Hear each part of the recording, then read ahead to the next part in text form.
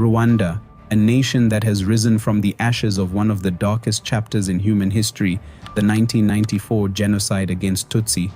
But how does a country, once torn apart by deadly violence ever, build one of the most sophisticated intelligence agencies in Africa?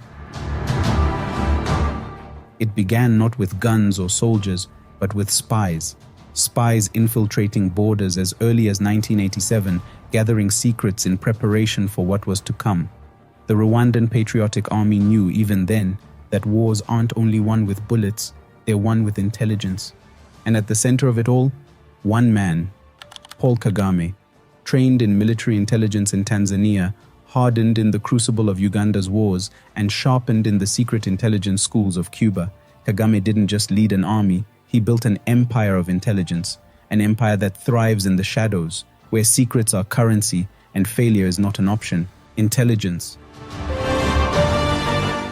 The word rarely uttered by politicians and kept at a distance by the media. You don't hear it, you don't see it, and yet it moves the world.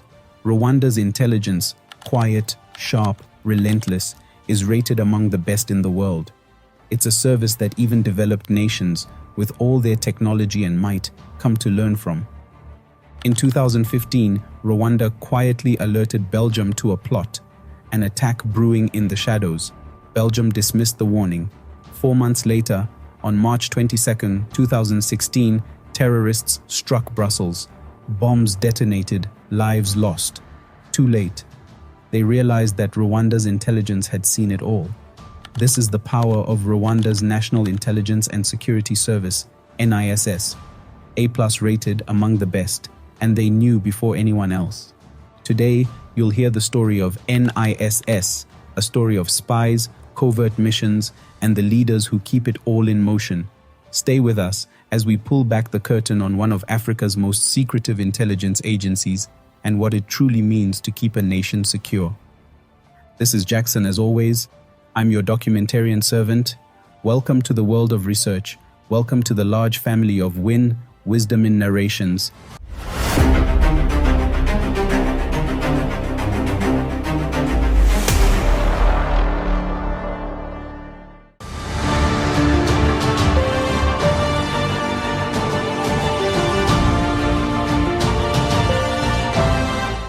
To understand NISS, you need to go back to the 1980s. The Rwandan Patriotic Army, RPA, was fighting a war, not just for survival, but for liberation. In 1987, intelligence operatives infiltrated Rwanda, gathering information for an eventual attack. Intelligence was more than strategy, it was the path to victory. And at the center of it all, Paul Kagame, a man who understood intelligence like no other. In 1978, Kagame, then just 21, was sent to Tanzania to study military intelligence. His training continued in Cuba in 1987, refining the skills that would become the backbone of Rwanda's intelligence apparatus. Kagame didn't just lead an army, he built an empire of intelligence.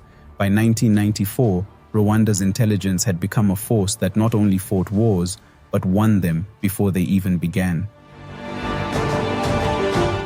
After the genocide against Tutsi in 1994, Rwanda needed a shield, something that would ensure it would never again be caught off guard.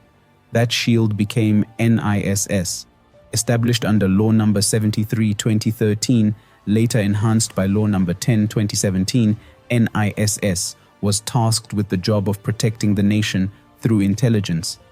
Unlike many intelligence agencies that operate in the shadows with minimal oversight, NISS is a cornerstone of Rwanda's national security strategy. It's structured into key divisions: internal intelligence, safeguarding Rwanda from domestic threats; external intelligence, monitoring international risks; immigration and emigration, securing Rwanda's borders. But make no mistake, NISS isn't an ordinary intelligence service. Its efficiency, its reach, and its success have placed it among the elite. Even nations like the United States, Israel, and Belgium come to Rwanda to learn. The total structure of NISS's financial independence is one of its core strengths.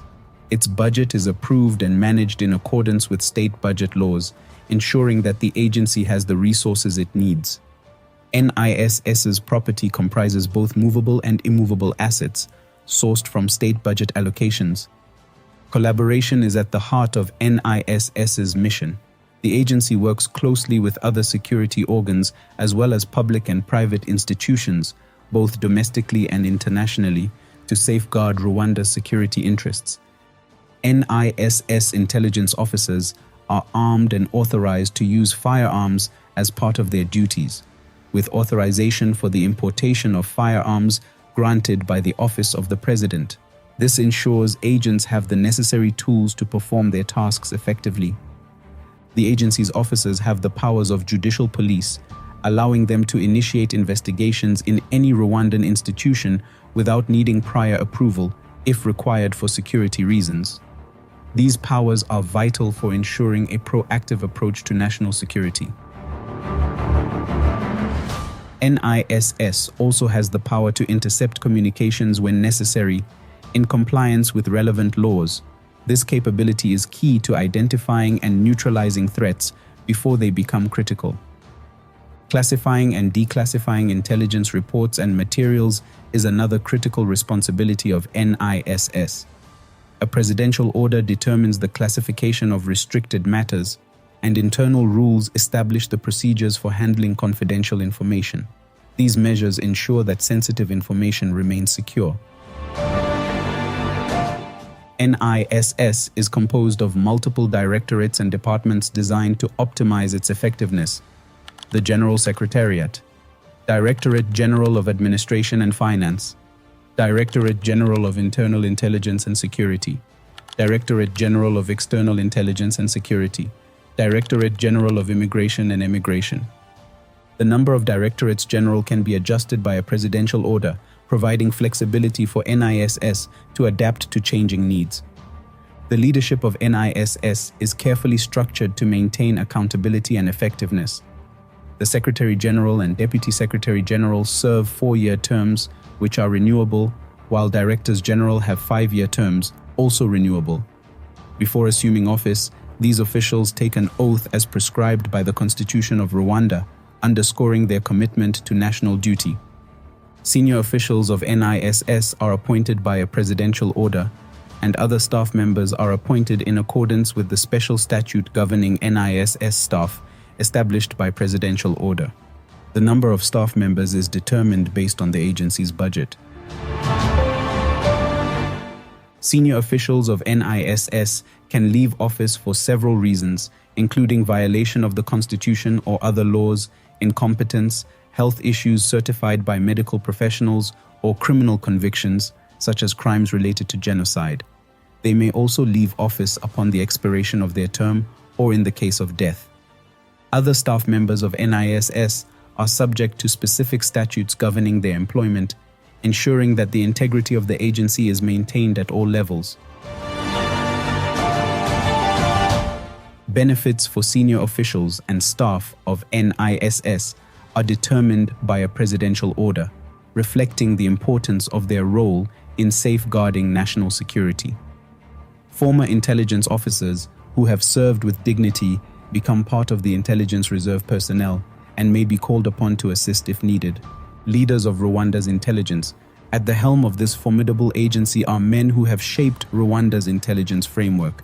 Until 2024, Major General Joseph Nzabamwita served as the Secretary General, overseeing both internal and external operations. Joseph played a key role in turning NISS into what it is today.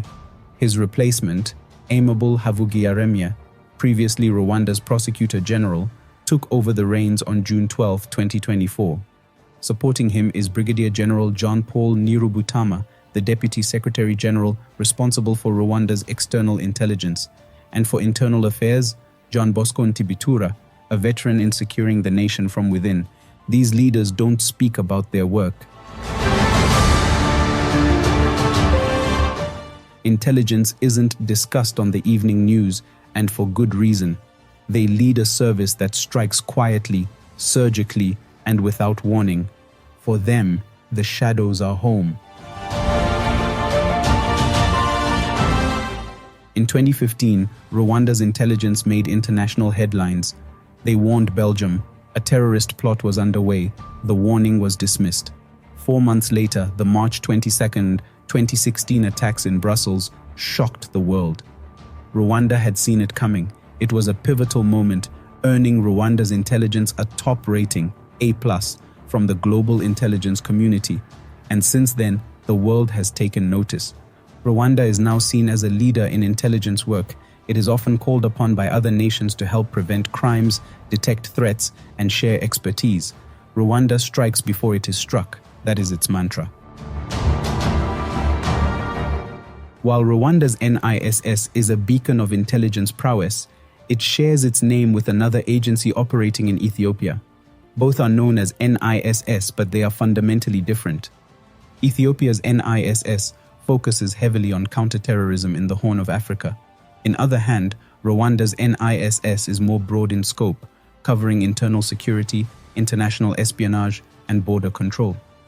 Both agencies are powerful, but Rwanda's NISS has positioned itself as an elite global player in intelligence sharing and crime prevention, even working closely with countries like the United States and Israel. You have to know this. The headquarters of NISS is located in Kigali City at Kimihurura, near Minadef and the Prime Minister's office. As of 2024, in addition to its presence in Rwanda, NISS also operates in Eastern Africa, Belgium, and the United States. Intelligence isn't something you see, it isn't something you hear about, but in Rwanda, it is everything. From the days of the Rwandan Patriotic Army to the highly rated NISS of today, Rwanda's intelligence has remained its first line of defense, quiet, relentless, and always one step ahead.